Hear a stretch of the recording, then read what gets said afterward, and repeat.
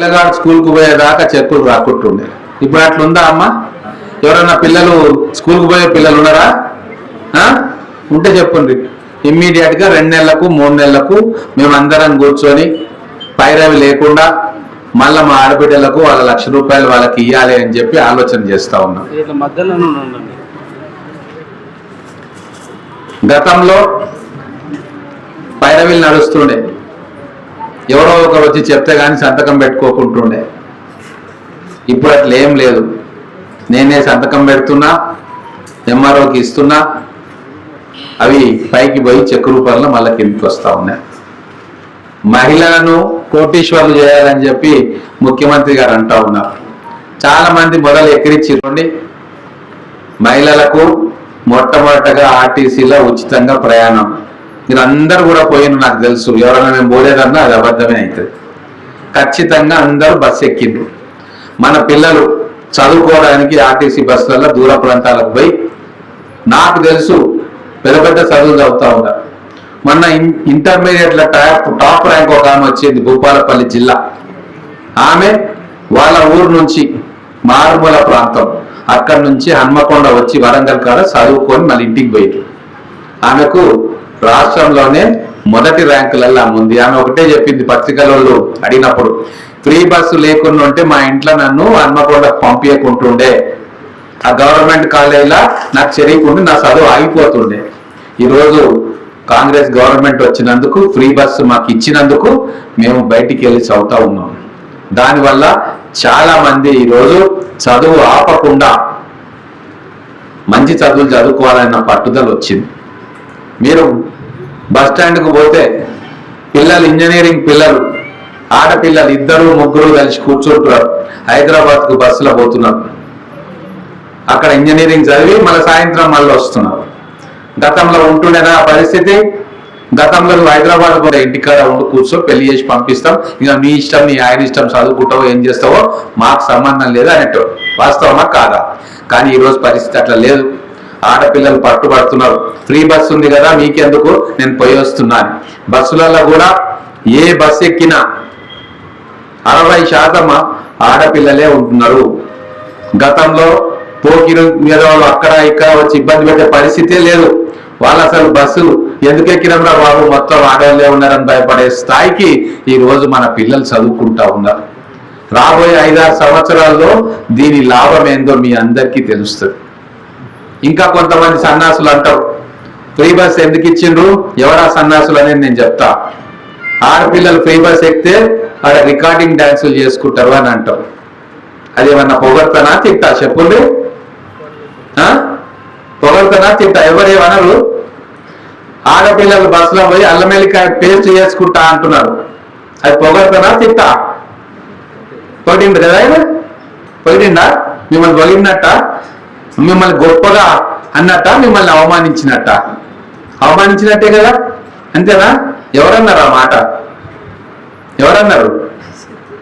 చెప్పుండ్రి, గట్టిగా చెప్పాలమ్మా. ఎవరు? కేటీఆర్ పేరున్నారా? ఇంగ్లీష్ మాట్లాడుతూ ఉంటాడు. ఆయన ఇంగ్లీష్ చదువుకున్నాడు కాబట్టి మన గ్రామీణ ప్రాంతాల్లో మన ఆడబిడ్డల ఆత్మగౌరవం ఏందనేది వాళ్ళకి తెలియదు, మన కష్టం ఏందో ఆయనకు తెలియదు. కాబట్టి అటువంటి చిల్లర మాటలు, వెకిలి మాటలు మాట్లాడాడు. ఆయనకు చెంపపెట్టుగా మన పిల్లలు ర్యాంకులు సాధించి చూపెట్టారు. బిడ్డ, మేము రికార్డింగ్ డాన్సులు, అల్లమెల్లికాయ పేస్టులు చేయనీకే బస్ ఎక్కలే, మేము పోయి చదువుకోనికే బస్ ఎక్కినాం, మేము కూరగాయల మీ వ్యాపారాలు చేయనీకే బస్ ఎక్కినాం, మా కుటుంబాలను నిలుపుకోవడానికి బస్ ఎక్కినాం, మా కుటుంబాలను ఉన్నతమైన స్థితిలో ఉండాలని రేవంత్ రెడ్డి గారు, మా ముఖ్యమంత్రి గారు అనుకుంటే మీరు ఇంటి గడప దాటొద్దు, ఇంట్లోనే ఉండాలి అని చెప్పి కేటీఆర్, కేసీఆర్, హరీష్ రావు అంటా ఉన్నారు. మరి మహబూబ్ నగర్ నియోజకవర్గంలో 3500 ఇండ్లు పునాది పోసుకున్నారు. నేను శంకుస్థాపన చేసిన, మళ్ళా ప్రారంభోత్సవం కూడా చాలా వాటికి నేను చేసిన. ప్రతి ఇంటికి పోతే సంతోషంగా ఉన్నారు. ఎవరో 2-3 తప్ప, వాళ్ళు మిగతా వాళ్ళని చెడగొడతా ఉన్నారు. అప్పుడే బాగుండే. ఏం బాగుండే అప్పుడు? ఇట్లా ఇన్ని సౌలతులు మీకు వచ్చినాయా? స్కూళ్ళు బాగా అవుతున్నాయి, మన పిల్లలు మంచిగా చదువుకుంటున్నారు. ఇప్పుడు ఈసారి మన పిల్లలకి బ్రేక్ఫాస్ట్ కూడా అక్కడనే స్కూళ్ళల్లో పెడతారు. తెలుసా మీకు? ఇంటర్మీడియట్ పిల్లలు కావచ్చు, చిన్న పిల్లలు కావచ్చు, స్కూళ్ళకు పోతే అక్కడ ఈ సంవత్సరం నుంచి వాళ్లకు బ్రేక్ఫాస్ట్లో మామూలు బ్రేక్ఫాస్ట్ కాదు, అన్ని రకాల బ్రేక్ఫాస్ట్లు గుడ్డుతో సహా పోషక విలువలు కూడిన ఆహారాన్ని ఇవ్వబోతా ఉన్నాం. ఎందుకంటే మన ఆడబిడ్డలకు ప్రేమతోటి వాళ్ళకు కావాల్సింది ఇవ్వాలన్న ఆలోచన ఈ ప్రభుత్వం చేస్తూ ఉంది. గత ప్రభుత్వం ఏం చేసిందమ్మా? గొర్రెలు బర్రెలు ఇచ్చింది మన పిల్లలకి. కాసుకోరా నాయన మీరు గిట్లనే ఉండాలి అని. వాస్తవమా కాదా? మీరు చూసారు కదా పేపర్లా.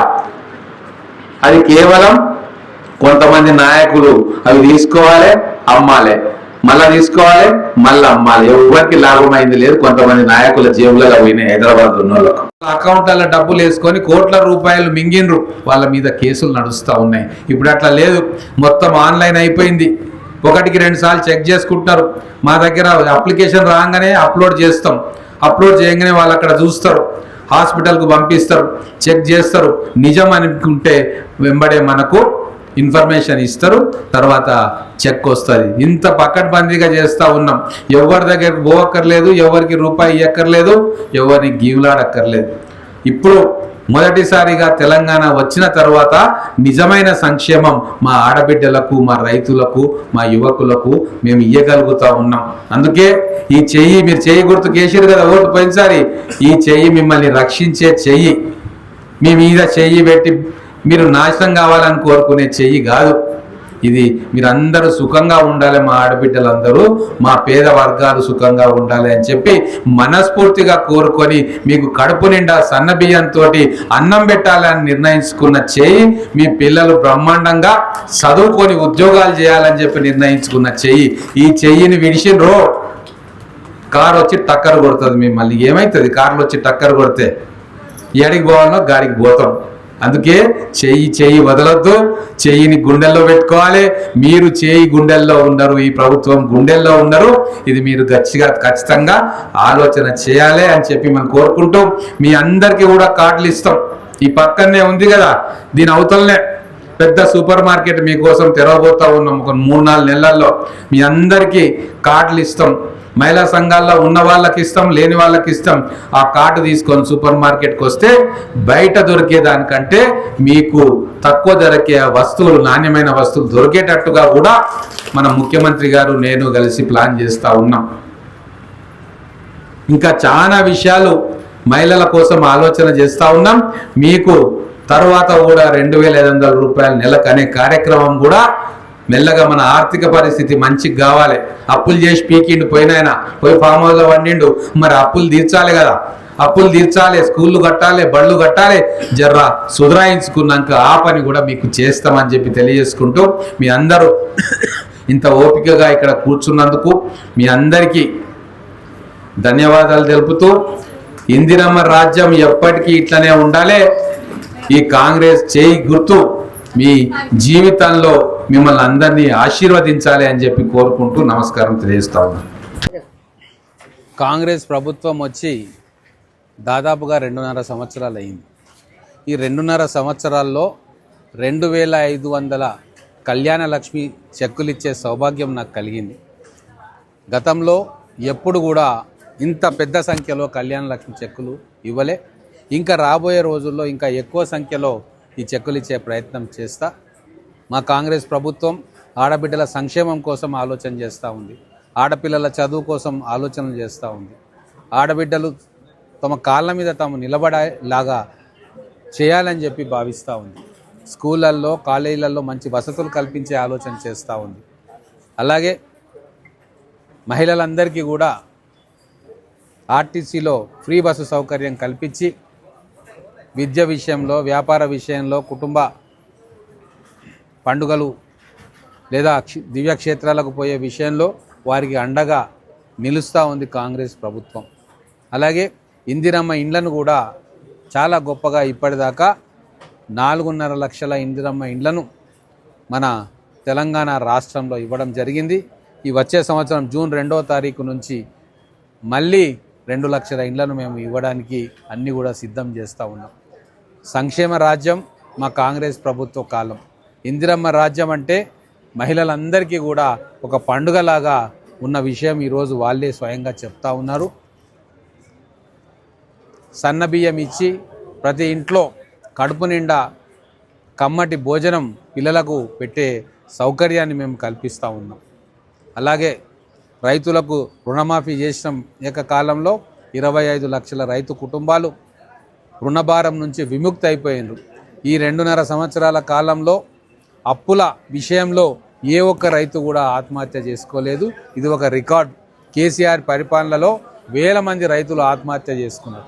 మేమే ఎన్నో జిల్లాల్లో తిరిగి పర్యటించి వాళ్లకు ఏదో రకంగా ఆర్థిక సాయం చేయాలని చెప్పి డిమాండ్ చేసి మేమందరం కూడా రైతులను ఆదుకునే ప్రయత్నం చేసినాం. కానీ ఇక్కడ రాగానే రైతు రుణమాఫీ చేసి ఏ ఒక్క రైతు కూడా అప్పుల భారంతో ఆత్మహత్య చేసుకోకుండా వాళ్ళను కాపాడగలిగినాం. అన్ని రకాలుగా ఇది రైతు సంక్షేమం కోసం పనిచేస్తున్న ప్రభుత్వం, యువకుల సంక్షేమం కోసం పనిచేస్తున్న ప్రభుత్వం, పిల్లల చదువుల కోసం పనిచేస్తున్న ప్రభుత్వం, వాళ్ళకు మంచి ఇల్లు కట్టించాలని చెప్పి ఆలోచన చేసే ప్రభుత్వం, మహిళలను మహారాణులుగా నిలపాలని చెప్పి ఆలోచన చేసే ప్రభుత్వం, మా మహిళలను మా ఆడబిడ్డలను కోటీశ్వర్లను చేయాలని చెప్పి నిరంతరం ఆలోచన చేసే ప్రభుత్వం. కాబట్టే ఆ మహిళల అండ, ఆ మహిళల ఆశీర్వాదం మా మీద, మా ముఖ్యమంత్రి గారి మీద, మా కాంగ్రెస్ ప్రభుత్వం మీద ఖచ్చితంగా ఉన్నదన్న విషయం మీ ద్వారా తెలియజేస్తా ఉన్నా.